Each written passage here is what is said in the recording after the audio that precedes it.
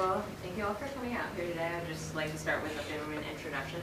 My name is Rachel Harris. I'm a freshman here at MIT, and I'm going to study Aeroastro, which is course 16. My name is Christopher Harmon. I'm also a freshman here at MIT, and I'm looking to study mechanical engineering course 2. Hello, my name is Jose Zuniga, and I'm also here, a freshman at MIT, planning to major in computer science and electrical engineering. My name is Alfredo Yanez, class of 2017, and I want to major in electrical engineering and computer science. My name is Sam Judd. I'm a freshman here, and I'm planning on studying Aeroastro.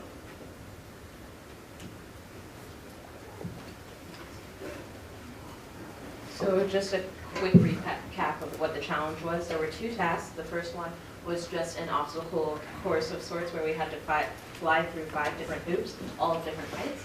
And then task 2 was a more interactive course where there were 5 stations, one just being a danger zone station, and 2 image stations where you have to take a picture of something, and 2 chemical sensing stations where you have to detect a gas. And so to start out, we decided what our strategy would be. We decided that we would actually go manual rather than autonomous, just for simplicity reasons, because one of our biggest things was being able to have a simple idea, as well as like it needs to be fast and very reliable, so we went with manual. And then based on that, we decided our essential components would just be something that had a really strong remote vision, because all of the tasks required us to be able to see really well, as well as rapid information transfer and good physical and chemical sensing. So a little more about our remote vision. Okay, so as you can see here, we have a set of weights across the top. Now these weights represent, in our opinion, what was the most important aspect and attribute of building and designing and flying and testing to the least important. And as you can see here, lag time is the most important because all of our systems integrated with how well we could see through the camera through a separate screen, because we were initially trying to complete the process with no line of sight.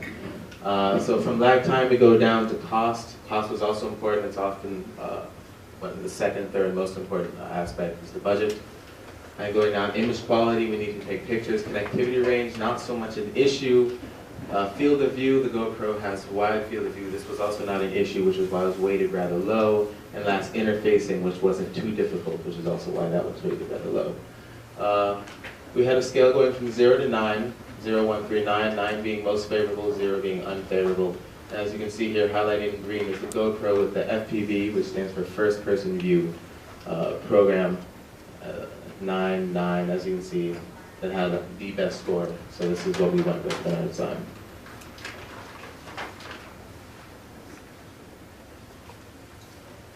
So the other major thing in our design was the information transfer, going back and forth between both Arduino and us. So, because what we really wanted to do was control the 2 servos that we were going to use to tilt our camera back and forth, as well as tilt our balloon popper. And so we came up with a couple different ideas, but initially we decided to go with an infrared radio remote to send a signal, just because it was the cheapest and simplest solution, since both Bluetooth and the Wi-Fi field got pretty expensive. We just decided to go with an IR remote. And then we also decided to use a heads-up display so that we could send some of the signals just through a visual signal rather than try to send it through Bluetooth or something like that. So then we could cut out another information transfer since we were already going to have a camera. So now a little bit about our sensing. Thank you, Rachel. So as Rachel mentioned, some of the main focuses that we wanted for a quadcopter was for it to be very simple and very reliable. Chris had also mentioned that we wanted to go with no line of sight in order to get that point multiplier. That was part of our strategy. So in order to help maneuver the quadcopter through the hoops, we decided to go with some of the physical sensors that we have here. We went with 2 ultrasonic proximity sensors, specifically the HCSO49. And so what these do is basically set them up right underneath the propeller guards so that they would be able to sense when an object is near, mainly the hoops. And so the reason we went with this proximity sensor as opposed to the infrared sensors is that the infrared sensors were not as reliable for that 30 centimeter gap that we were trying to get. And these were relatively inexpensive, so they worked perfectly well for our objective. As far as the chemical sensing, after we had popped the balloons, we were hoping to use the chemiresistors to detect changes in resistance in order to identify which chemical was being exposed. In this case, it was either Clorox or Windex. And so we decided to go with the chemiresistors as opposed to the color sensors or the QR codes because the chemiresistors were readily available to us. We had the pellets, the carbon nanotubes, and it was relatively easy to make. And the changes in resistance was very clear to see.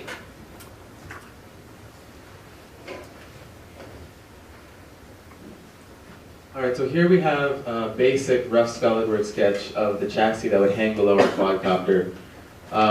Here you see two servos, this servo controlling our GoPro mounted beneath the top plate here. And a GoPro mounted to the GoPro is our heads-up display with LEDs on it. The top and bottom LEDs, denoted yellow and green, would tell us light up depending on what chemical is present. And blue and red were connected to the proximity sensors mounted on the front of the quadcopter to tell us when we were within X amount of distance to the hoop. I believe we set it to 40 centimeters. As you can see, and I reiterate, sight was the most important thing because all of our sensors were linked directly to what we could see. The second servo over here would have been connected to our balloon popping mechanism via a string.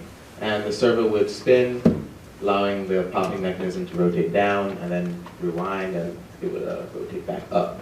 And you can't see it in this image, however, we use an Arduino Yun board over here. It would be mounted underneath the top plate over here in this section of the chassis, and that would connect all of our parts together. So some problems that we had. We found out that the servo that we were originally going to use for the balloon popping was not a continuous servo, meaning it did not rotate 360 degrees. So because our string unwinding and rewinding depended on it rotating more than 360 degrees, we had to change our idea. Instead, we decided just to mount the balloon popping mechanism directly to the servo. The servo was strong enough to handle the weight and the force from the balloon popping mechanism and moved relatively quickly, so that was no longer an issue. Also, the IR remote became unnecessary and excessive because we realized we could just use the Wi-Fi through the Arduino Yun to control the servos via just simple keyboard input on our end. Also, the payload for the wood composite was heavier and it was weaker based on the type of wood we use and the design. So instead, we changed it to an acrylic. We laser cut the acrylic using SolidWorks models and use it to improve our structural integrity.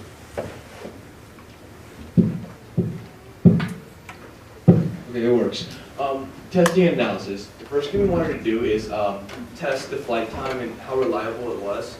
So we did some really high-tech research. We pretty much just went outside and flew it. The next thing is nail sharpness. So we wanted to pop the balloon in the first try. And at first the nail wasn't really sharp. So what we decided to do is use really high-tech techniques, aka get a file and sharpen it. We actually, one of the biggest problems was the camera and the FPV. So this actually was really important because not only were we able to see where we were going, but that's how we got all of our information from the heads-up display. So what we had to do is we had to connect the FPV to a higher power source, so 11.1 volts at 22 milliamps, and that actually made all our problems disappear. So the next challenge was our chemiresistor code. So it was actually really easy to implement a chemiresistor, but it was really hard to get it working with everything else because of the analog read. So what we had to do is instead of using for loops, we had to use an array in our code, and that solved the problems. And total code integration was actually one of the biggest challenges because we had every sensor work individually, but when you try to combine it, things would cross-register and mess with each other, and our data wasn't that accurate. So what we did instead is use timers to control when the code runs. So for example, we had a minute to take the pictures, then the camera will tilt 90 degrees, and so we had a different type of view. And also, like for the balloon popping mechanism, we only had a few amount of tries. So like it would go, it would time it, and it would go back. So everything was based on time. So this was our final design. As you could see, everything was lightweight and compact. Here's our heads-up display again with the LEDs signifying how close we were to our hoops.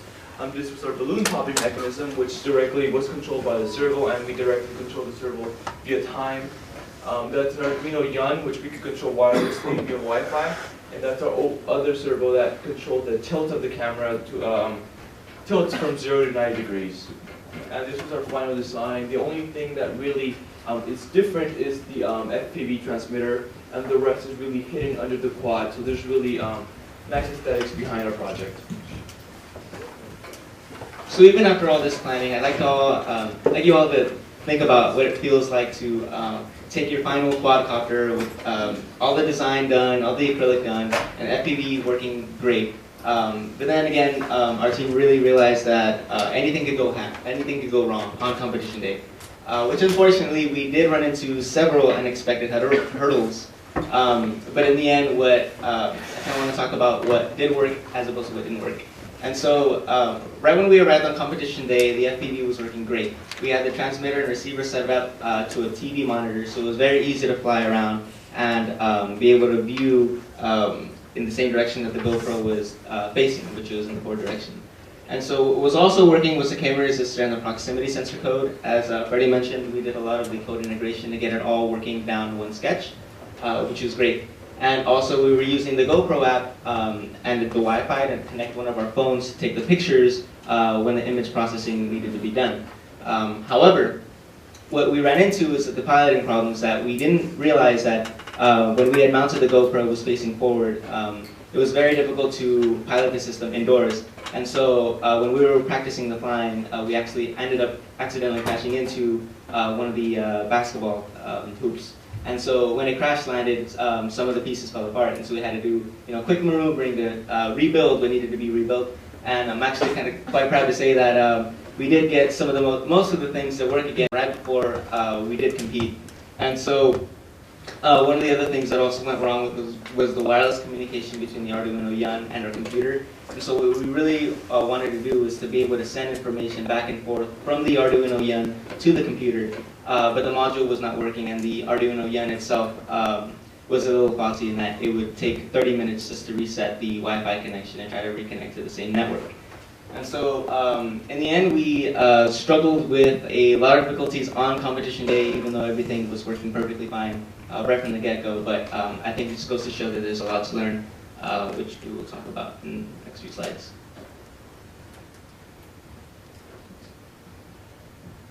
This is our budget. All the materials under supplied materials were supplied by the OME, and that was the vast majority of our budget. And then on top of that, they also supplied the quad, which was a great deal of money. As you can see from the budget that we were free to choose from, we spent most of our money on an FPV transmitter because we wanted to decrease the lag time, and the transmitter had a lag time of about 0.1 to 0.2 seconds versus the minimum of 0.5 that you can get from a Wi-Fi connection.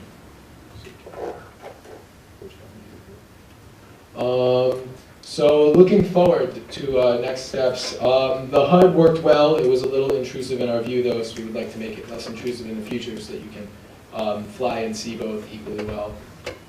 We would also like to increase the range of our quad, and to do that we could use a better video antenna and a larger battery to be able to fly further. And finally, the acrylic broke when we hit an unexpected basketball hoop. And to just strengthen the acrylic, we simply would double the thickness. The quad could definitely take the weight, so that wasn't the weight of the new acrylic wouldn't be an issue. But one thing we really were thinking about on our quad was that this is a quad that could not only fly on the course, but you could take it just about anywhere, and it could work just as easily in a completely unfamiliar environment.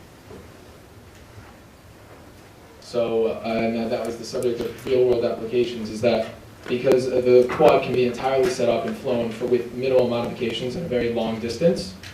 And because of that, it could be used to do any number of things, almost the exact same way that we had it going for this particular course.